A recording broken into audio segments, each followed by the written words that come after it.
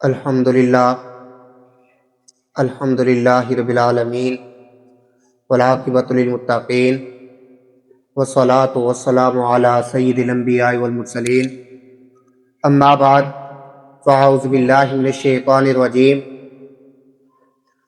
بسم اللہ الرحمن الرحیم قال اللہ تبارک و تعالی فی القرآن المجید والفرقان الحمید بسم اللہ الرحمن الرحیم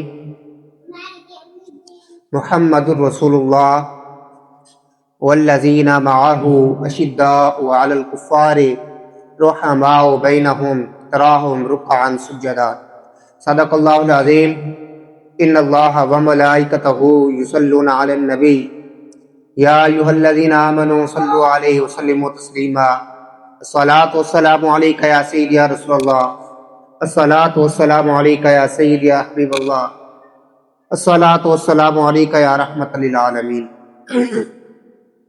اللہ رب العزت کی حمد و صلات کے بعد نبی رحمت، شفیع معظم، نبی محتشم، اللہ کے پیارے امت کے سہارے جناب معصوم آمنہ احمد مجتبیٰ حضرت محمد مصطفیٰ صلی اللہ علیہ وآلہ وسلم کی بارگاہ میں اپنی عقیدتوں، محبتوں اور ارادتوں کے پھول پیش کرنے کے بعد نہایت ہی معزز و محترم سامعین حضرات، آج جس عنوان پر میں نے گفتگو کرنی ہے وہ ہے افضلیت صدیق اکبر۔ خالق کائنات مجھے حق اور سچ بیان کرنے کی توفیق عطا فرمائے۔ سب سے پہلے اللہ رب العزت نے ایک ترتیب بیان فرمائی، مسلمانوں کے خلفائے راشدین کی ترتیب کوئی آج سے نہیں بلکہ رب کائنات نے ایک ترتیب ہمیں بتائی۔ رب کا قرآن کہتا ہے محمد الرسول اللہ، محمد اللہ کے رسول ہیں۔ سب سے پہلے حضور علیہ الصلوۃ والسلام کی رسالت کی گواہی رب نے اپنے قرآن میں دی۔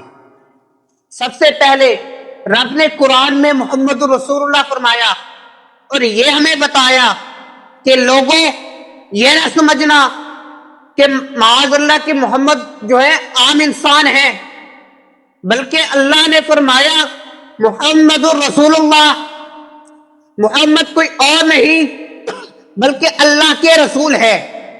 آگے اللہ رب العزت نے ارشاد فرمایا والذین معہ، اور وہ لوگ جو حضور علیہ السلام کے ساتھ ہے، اشداء علی الکفار، کفاروں پر سخت ہے، کفار سے نرم گوشی اختیار نہیں کرتے، رحماء بینہم، اور لوگوں کے درمیان جو ہے نرم دل بھی ہے، تراہم رکعا سجدا، اور جو ہے رکوع بھی کرنے والے ہیں اور سجدہ بھی کرنے والے ہیں۔ اب ایک ترتیب ہے افضلیت صدیق اکبر کی، رب نے بہت بڑی ایک نشانی دی، رب نے بہت بڑی ایک دلیل دی۔ رب نے فرمایا والذین معہ، اب بندہ غور کرے مصطفیٰ کے ساتھ کون ہے۔ اگر بندہ ذرا دیکھے مصطفیٰ کی زندگی کو دیکھے، اگر مصطفیٰ کے ساتھ اگر کوئی ہجرت کے درمیان بھی، ہجرت کے وقت بھی اگر کوئی مصطفیٰ کے ساتھ تو وہ صدیق اکبر تھے۔ مصطفیٰ کے ساتھ ہجرت کے ٹائم بھی جب حضور علیہ السلام مکہ سے مدینہ کی طرف ہجرت کر رہے تھے تب بھی مصطفیٰ کے ساتھ صدیق اکبر تھے۔ جب مصطفیٰ مکہ سے مدینہ پہنچے تب بھی صدیق اکبر تھے۔ اگر کوئی وفات کے بعد حضور علیہ السلام کے ساتھ ہے وہ بھی صدیق اکبر ہے۔ یہ رب نے بہت بڑی دلیل دی۔ رب نے ایک امت کو سمجھایا کہ اے امتیو تفرقہ نہ کرنا، میں ترتیب بتا کے جا رہا ہوں۔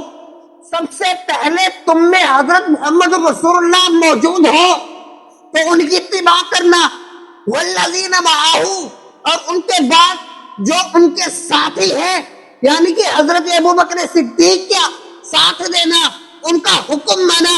رحماء بینہم، جب اس کے اشداء علی الکفار، پھر رب نے ایک اور نشانی بیان فرمائی اشداء علی الکفار، کفاروں کے درمیان سخت ہیں، کفار سے نرم گوشی اختیار نہیں کرتے۔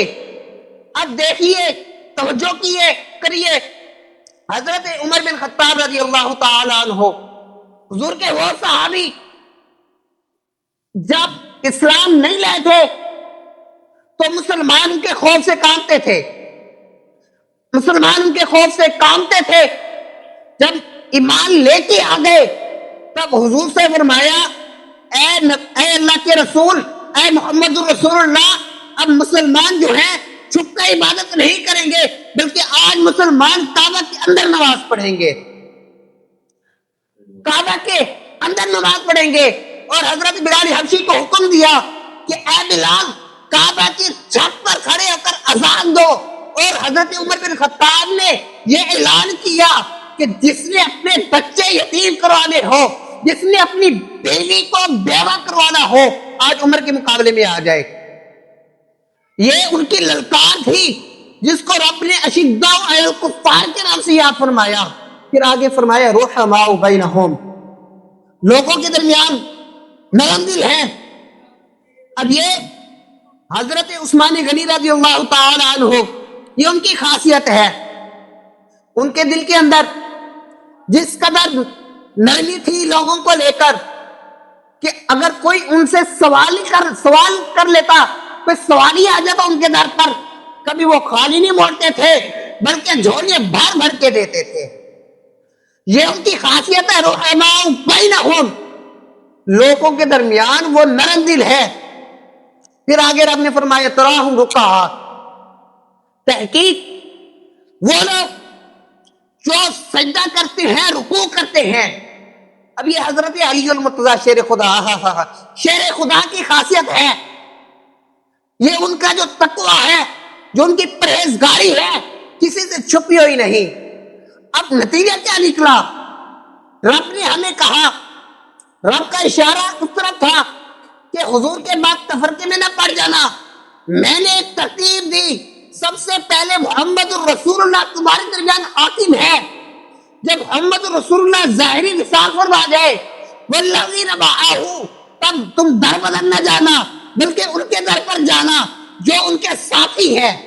پھر آپ نے فرمایا اشداء علی الکفار، ان کے ساتھی بھی تمہیں نظر نہ آئے، ان کے ساتھی بھی ظاہری وصال فرما جائے، اشداء علی الکفار، پھر ان کے پاس جانا جو کافروں پر سخت ہیں۔